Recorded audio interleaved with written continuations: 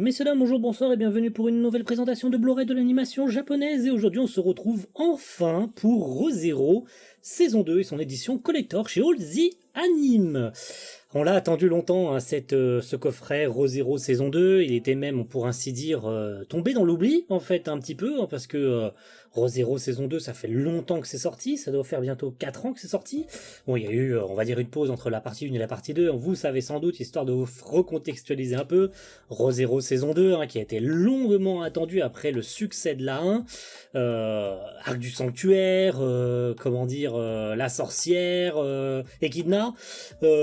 Une production compliquée parce que ça a été diffusé pendant le Covid, hein, ça a été diffusé en plein milieu du confinement et en plein milieu pendant que le monde s'arrêtait, et Re:Zero a été l'une des rares séries encore diffusées à cette période-là, donc la production s'est évidemment effondrée petit à petit, mais elle a quand même tenu le choc et c'était globalement une saison que moi m'a plu, hein, peut-être pas autant que la saison 3, mais c'est globalement une saison que j'ai énormément appréciée et qui a pas beaucoup plu au public, et je comprends pas pourquoi, hein, parce que soi-disant Subaru, le perso principal, changeait complètement. C'était plus un mec idiot qui servait à rien, qui passait son temps à chialer et à mourir en boucle.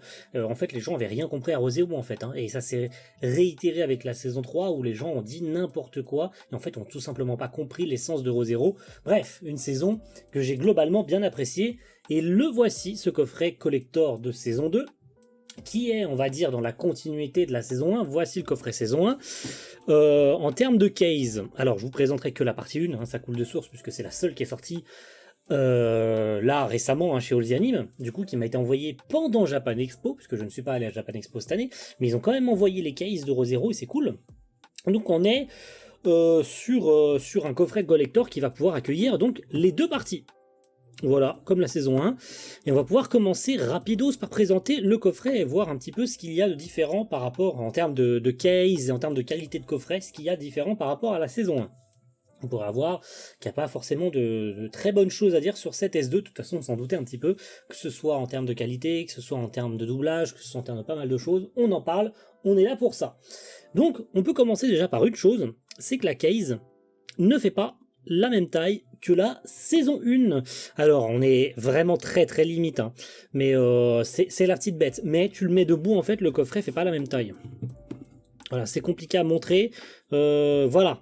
J'essaye de vous le montrer, voilà, même à hauteur, voilà, c'est vraiment, faut vraiment jouer la petite bête, mais le coffret fait pas exactement la même taille, il dépasse très légèrement le coffret saison 2, il est très légèrement plus haut que celui de la S1, et c'est bien dommage, mais voilà, c'est juste si on veut jouer la petite bête là-dessus.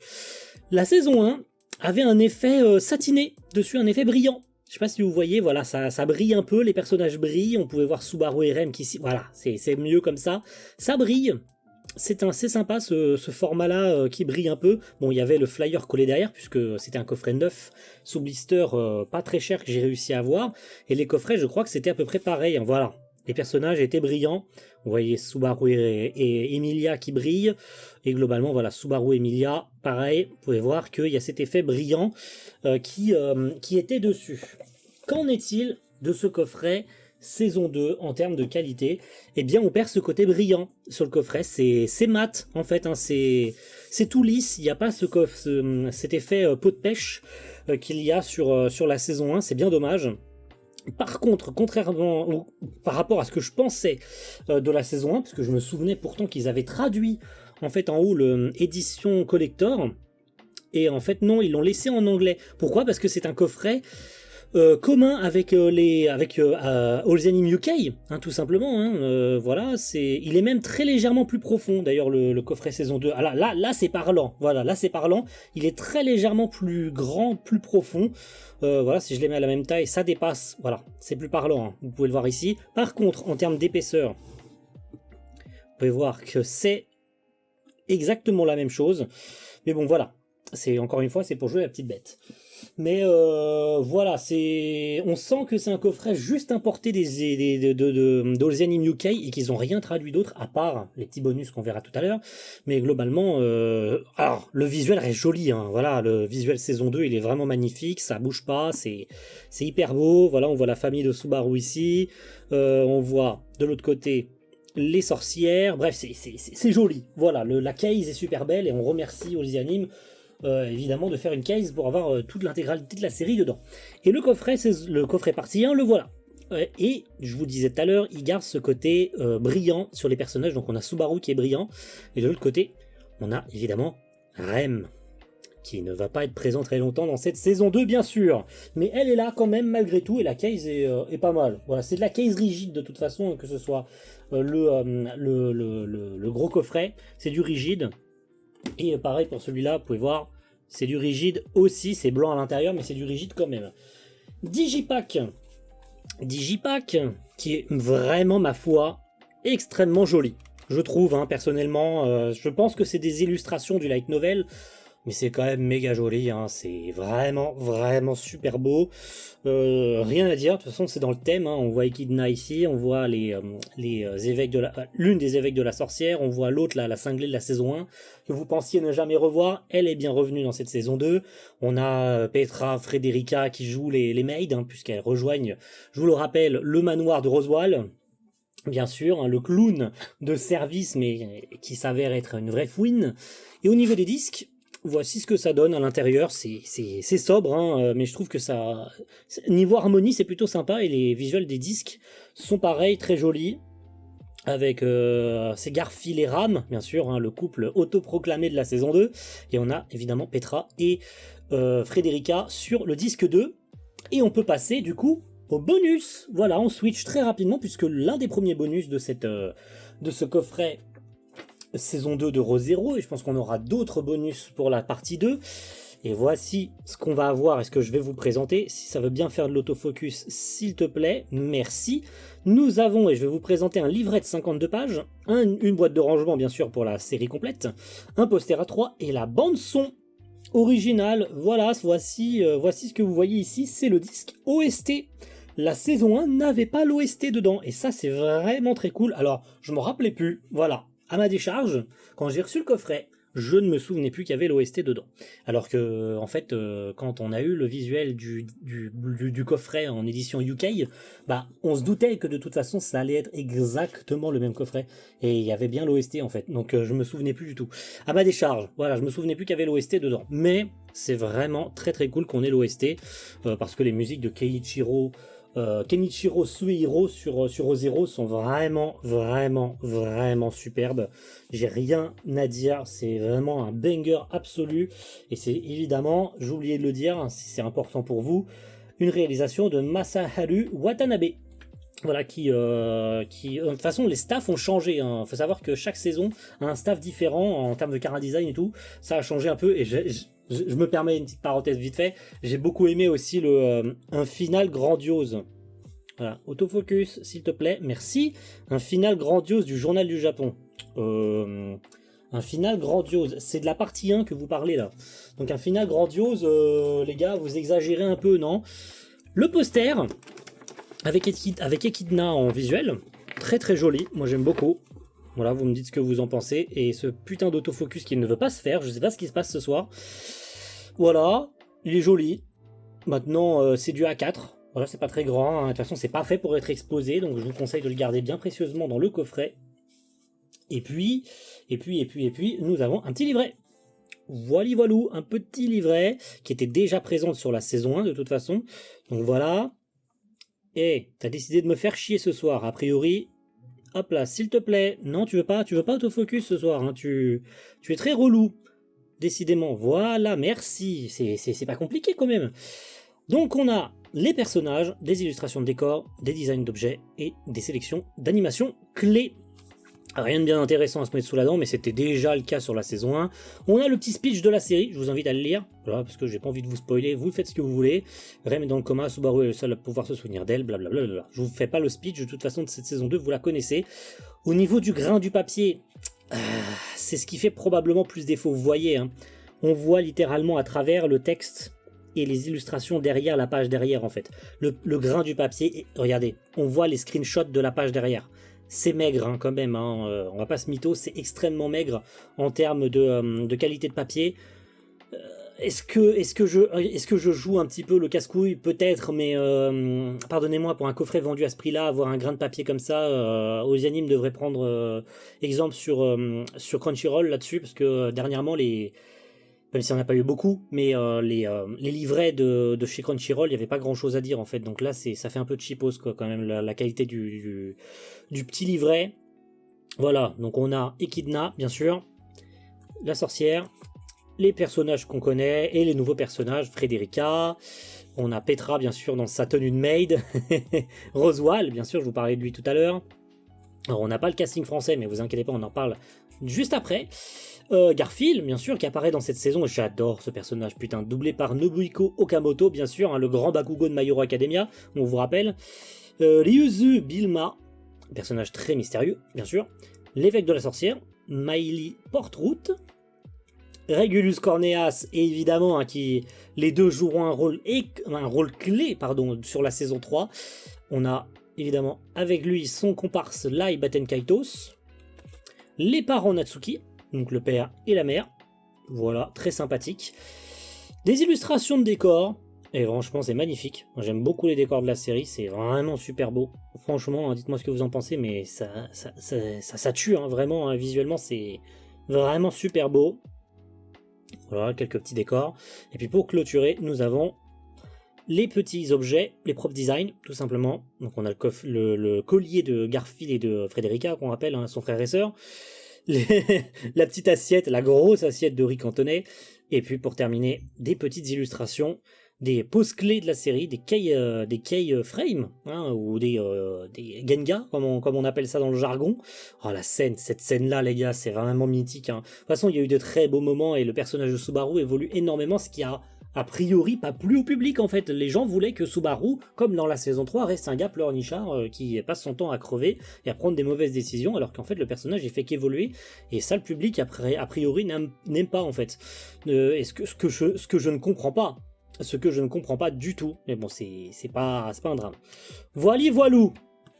Alors, on va parler, pour clôturer, on arrive tranquillement sur la fin, messieurs, dames, de la VF de cette édition Blu-ray de ReZero saison 2. Et là, évidemment, vous devez vous poser la question, si vous n'avez pas encore acheté le coffret, quel doublage y a-t-il sur ce coffret saison 2 de ReZero? Puisque oui, à l'époque, pour la saison 1, All the Anime avait fait son propre doublage, qui était réalisé chez MJM Post-Prod avec une direction artistique de Jean-Pierre Leblanc, et pas fait comme un autre, surprise, puisque on n'avait jamais eu de nouvelles sur cette saison 2, on l'a pensé morte et enterrée chez All the Anime. Et bien Crunchyroll a décidé de prendre les devants et de faire un redub de la saison 1. Alors ils n'ont pas fait la saison 1 normale comme on l'a eu sur notre coffret Blu-ray. Ils ont décidé de doubler l'édition Director's Cut, voilà, sur Crunchyroll. Et donc évidemment d'être à jour pour la saison 3 de la série qui était diffusée à l'époque, ou qui allait être diffusée. Ce qui fait que ils ont doublé un peu dans le désordre. Ils ont fait la saison 1, puis ils ont fait la 3, puis ils ont fait la 2.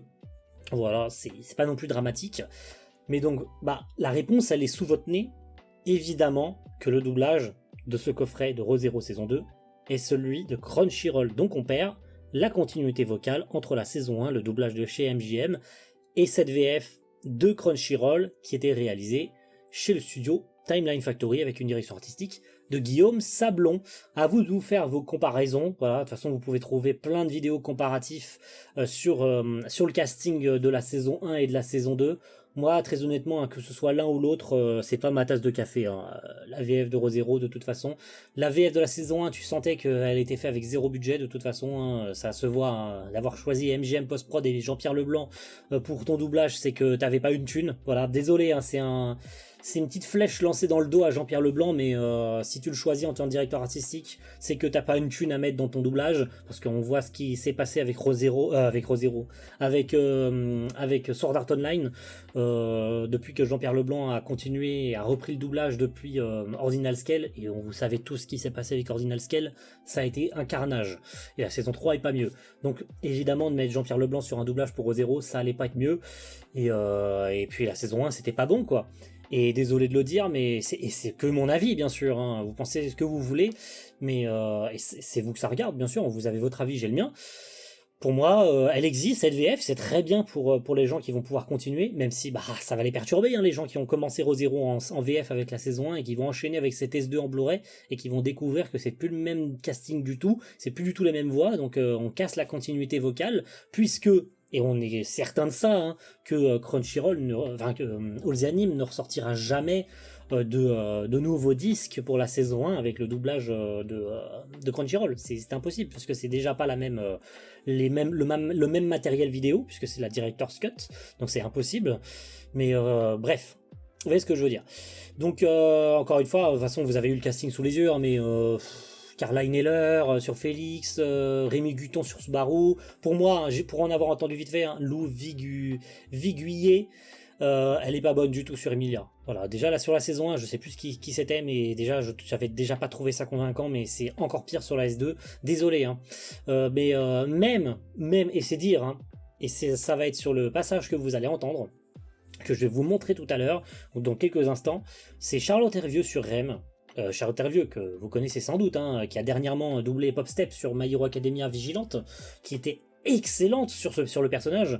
Je sais pas ce qui s'est passé avec ReZero, peut-être qu'il n'y avait pas le temps, peut-être que niveau direction artistique ça a été mal fait, je ne sais pas ce qu'a fait Guillaume Sablon avant de diriger ReZero, mais je sais pas, il y a peut-être eu un problème de direction, il y a eu peut-être un problème quelque part, je sais pas, je saurais pas expliquer pourquoi, mais je la trouve pas du tout bien, le doublage est pas bon en fait de manière générale, je sais pas pourquoi, c'est comme ça, voilà, je n'y arrive pas. C'est bien dommage de toute façon, hein, pour moi ReZero c'est VO et seulement VO, mais voilà, c'est juste histoire de vous le dire. En tout cas, voici l'extrait en question, histoire que vous fassiez un avis sur la question. Tu ne vas pas t'y mettre toi aussi, tu ne m'as pas écouté. Je viens de dire que je détestais me battre, alors pourquoi tu cherches à me tuer? C'est tout ce que t'as à dire pour ta défense, zélote de la sorcière. Le jour viendra où un héros surgira pour vous éliminer de la surface de la Terre. Celui-là même à qui j'ai voué mon amour. Un héros intéressant, on a hâte de le rencontrer. Et toi, tu veux bien nous dire qui tu es? Je suis la chef des serviteurs du grand domaine du marquis Rosval L. Mazers. Je suis également au service de mon bien-aimé, Subaru Natsuki, qui est appelé à devenir un grand héros. Mon devoir est de le protéger de la vermine. Je suis Rem. Faites vos prières, évêque déchu. Vous pouvez déjà vous préparer à sa venue et à recevoir votre châtiment de ses mains.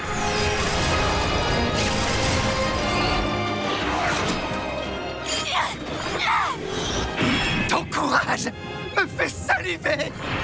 À table. Bon appétit.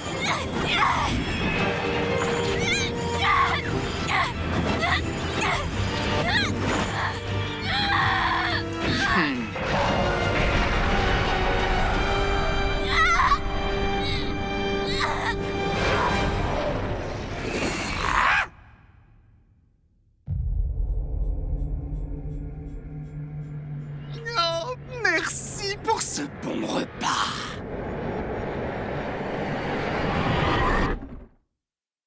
Et nous allons boucler du coup, et ça y est, nous arrivons enfin à la fin, la question qui tue, puisque, et je vous invite à aller revoir les vidéos de Vic, je vous les mettrai en description, avec la saison 1 des Blu-ray français d'Allsy Anime, de la saison 1, c'était un incident industriel, hein, ReZero, faut le savoir, hein, ça a été vraiment une catastrophe à tous les niveaux, avec un 8 mégabits par seconde, une qualité vidéo exécrable, alors pas pire que la première édition américaine.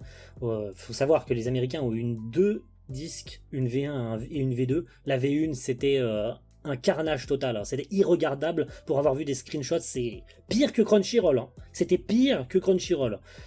Notre saison 1 chez nous en France, pareil, hein, c'était pas terrible du tout, puisque on avait obtenu notre master de chez Funimation, qui avait fait n'importe quoi sur le master de Re:Zero, puisque de toute façon, a priori, hein, les masters de chez White Fox sont généralement caca, de toute façon. Qu'en est-il de cette édition française de Re:Zero saison 2? J'ai y arrivé. Je vais pouvoir déjà vous présenter l'édition japonaise, puisque oui, j'ai récupéré le Blu-ray japonais de Re:Zero, et ça donne déjà pas confiance, hein, quand j'ai vu ça, puisque l'édition japonaise, bon, vous allez voir l'intégrale de Re:Zero saison 2, bien sûr, hein, puisque je vous présente que la partie 1, mais vous allez voir sous vos yeux ébahis l'édition japonaise qui contient l'intégralité des disques, des 25 épisodes de la série de cette saison. Mais nous étions sur un 24 à 26 mégabits en moyenne, et je veux dire, les courbes parlent pour elles, c'était déjà pas bon. Le Blu-ray japonais était déjà pas bon à son échelle. Et donc ça donnait déjà pas bien confiance. De toute façon, au niveau du Discord, hein, de la communauté, c'était déjà l'effervescence, hein, c'était déjà les moqueries avant que Re:Zero saison 2 sorte. On était là en mode... la plupart des gens, et Vic, le premier, hein, puisque c'est lui, hein, qui a subi l'horreur de Re:Zero saison 2, de Re:Zero saison 1, ouais, je me perds, et qui a vomi ses tripes, hein, qui a vomi son âme en voyant l'état de la saison 1. Donc c'était logique, hein, qu'il y ait une moquerie en mode vous allez voir le carnage avec pire, ça va être la même acabit. Il n'y a rien qui pourra sauver ça, quoi. Qu'en est-il de notre édition française? Ouï, ouï, ouï, ouï, ouï, ouï, ouï, ouï, ouï, ouï. Voilà, ça vous donne déjà une a priori sur ce qui se passe. Notre Blu-ray français de Re:Zero saison 2 tourne dans les alentours des 13 à 15 mégabits par seconde. Et putain, les graphiques font peur. Vraiment, c'est terrifiant. Terrifiant à quel point le débit fait n'importe quoi. Terrifiant à quel point c'est éclaté, en fait. Je sais pas ce qu'ils ont foutu, hein. De toute façon, voici qui a fait le Blu-ray, de toute façon. Ouais, c'est Common Screen, oui, évidemment, bien sûr, c'est Common Screen. Alors, est-ce qu'on peut vraiment les blâmer sur ce coup-là? Est-ce qu'on peut les blâmer? Je pense pas. En vrai, le matériel de Re:Zero, c'était compliqué. Cependant, et je peux vous donner quelque chose de véridique, puisque ça a été dit par Vic. Donc, de mon côté, je ne m'avancerai pas. De toute façon, je vous présente dès à présent les screenshots de la série. A priori, c'est mieux que la S1, sans être exceptionnel. C'est pété de banding partout, ça pixelise. C'est normal, hein, de toute façon, avec un débit aussi bas, puisqu'il y a des pics de débit partout, mais le souci, c'est que c'est pas stable. En fait, le débit de notre édition française est pas stable du tout. On passe du coq à l'âne, on passe de 10 mégabits à 50 ou 60 d'un seul coup. Et le problème, c'est que le compresseur, il comprend rien. Donc évidemment, quand le débit descend d'un seul coup, ça pixelise, ça balance du banding à tirer à l'arigot. Les plans trop sombres, c'est pixelisé à mort. Les plans trop lumineux, c'est moche. Il y a de l'aliasing partout. Je ne sais pas si notre édition française a les corrections du Blu-ray japonais. Semblerait-il que oui, hein, de toute façon, ça m'étonnerait qu'on les ait pas, puisque la saison 1 avait les corrections. À moins que, je ne sais plus, puisque je crois que la Director's Cut avait les corrections du Blu-ray japonais. Je ne sais plus si notre édition française avait une intermédiaire, parce que je crois qu'il y avait eu un master intermédiaire sur Re:Zero, où il y avait eu des corrections partielles, et il y avait eu la Director's Cut qui, elle, avait eu les corrections complètes, donc du sang rajouté, des têtes des personnages réanimés, enfin bref, beaucoup de choses, hein, puisque même la saison 1 de Re:Zero, même si elle était acclamée, elle n'était pas parfaite en termes d'animation, et la saison 2, c'est pareil en fait, hein, elle était diffusée pendant le Covid, donc il y a dû y avoir des choix de fait pour que ce soit continué à être diffusé. On sacrifie certaines choses, certains effets de lumière, certains détails sur les personnages, sur les vêtements, sur les ombrages, sur les machins, sur les ceci, sur les cela. Donc je me doute bien que le Blu-ray japonais a dû apporter des trucs en plus, hein. Est-ce que notre édition française là, eh bien, sachez que je vais vous recommander dès à présent, si c'est pas fait, soit d'attendre, soit d'aller checker immédiatement, ça dépend le jour et l'heure et peu importe, hein, au moment où vous découvrez cette vidéo, d'aller voir la vidéo de Vic. Parce que de toute manière, à partir du moment, la seconde même où j'apprends qu'elle est sortie en public, je la mets en description de la vidéo. Je vous invite à y foncer immédiatement pour voir tout ce qui touche à la technique. Parce que là, il va y avoir des choses à dire. Peut-être pas forcément en bien, mais il vous apportera toutes les infos les plus techniques possibles. De toute façon, c'est son métier, de toute façon. Donc, que puis-je ajouter de plus? Mais non, allez-y, foncez, n'hésitez pas. Et puis si vous l'avez vu entre-temps et qu'il l'a sorti, que vous avez vu sa vidéo avant la mienne, et ben c'est très bien. Voilà, sachez que c'est très très bien si vous l'avez fait avant, puisque comme ça, vous savez déjà d'avance si c'est vraiment catastrophique ou non. Moi, de mon côté, je trouve que c'est pas pire que la saison 1. De toute façon, ça va être compliqué, hein. La saison 1 était dans un sale état. On n'avait pas, encore une fois, on n'avait pas le pire des coffrets, hein. On n'avait pas la pire qualité vidéo qui soit, hein, mais c'était déjà honteux, déjà pour ce que ça proposait en termes de prix, malgré que la case était belle ou ce que tu veux, mais c'était déjà honteux pour ce que c'était déjà avant à l'époque. Mais bref, vous voyez un peu où je veux en venir. Donc foncez, n'hésitez pas à aller voir la vidéo de Vic, qui vous apportera toutes les informations complémentaires et toutes les informations complètes concernant la technique. Parce que lui, je peux vous dire qu'il va rentrer dans les détails les plus microscopiques. Surtout parce que c'est Rosero, quoi. Donc, je suis curieux de savoir, tout comme vous, ce qui va être dit. En tout cas, merci à tous et rendez-vous très vite. Alors, prenez un stylo, les gars. On a du boulot dans les prochains mois parce qu'il y a beaucoup de trucs qui sortent. Alors, je vais vous faire un petit état des lieux de ce qui va sortir dans les prochaines semaines. Attendez, je prends la liste sous les yeux des éditeurs. Et des plannings des sorties parce qu'on a beaucoup de trucs. Alors, en ce mois de juillet, messieurs, dames, dans quelques semaines, vous aurez My Dress Up Darling, vous aurez Mushoku Tensei. Alors, il y a Frieren partie 1 qui sort. Je ne vous le ferai pas, puisque je vais attendre le mois d'octobre pour vous faire l'édition collector. Cependant, vous aurez la vidéo de Vic qui vous parlera parce que Frieren, on a peur. On a peur que ce soit une édition allemande. Autant le dire, même si a priori ce serait une édition USA, ce serait un master USA, on attend quand même des informations. Au mois d'août, vous aurez la sorcière invincible tueuse de slime depuis 300 ans. Voilà, ça c'est dit. Au mois de septembre, parce qu'au mois d'août, il n'y a pas grand-chose, en vrai de vrai, il y a autre chose que je vais vous sortir hors animation japonaise, mais attendez ça avec impatience. Au mois de septembre, alors il y a techniquement Nier Automata, mais je pense que je le ferai pas, voilà, puisqu'il y a aussi Frieren partie 2 qui sort, même si j'y crois pas trop. Du coup, le 16 septembre, nous aurons Blue Exorcist Shimane Illuminati Saga, Solo Leveling et son édition Fnac, parce qu'il y a beaucoup de trucs en plus. Il y a un gros truc storyboard et tout. J'ai très hâte de vous le présenter. Alia Sometimes Add Air Feeling in Russian. Oui, je vais vous faire cette série en Blu-ray. Alia, vous savez, hein, la meuf qui parle russe là, et avec Masachika, le mec qui comprend le russe, mais elle sait pas qui comprend le russe. T'as capté l'idée, hein, bien sûr. Après ça, on arrive à l'automne. Donc je vous disais, on aura l'édition Blu-ray Collector Limité de Frieren, toujours chez Crunchyroll, hein, bien sûr. Nous aurons Moi quand je me réincarne en slime saison 3 chez Crunchyroll, ça a été la surprise. On aura Don't Toy With Me Miss Nagatoro chez Crunchyroll. Entre temps, j'espère qu'on aura eu Evangelion 3.0 plus 1.0, le dernier film de la quadrilogie, de la tétralogie chez Dybex. J'espère qu'il sera sorti d'ici là. Voilà, on attend des informations. Et avec Japan Expo, on a eu des annonces de All the Anime.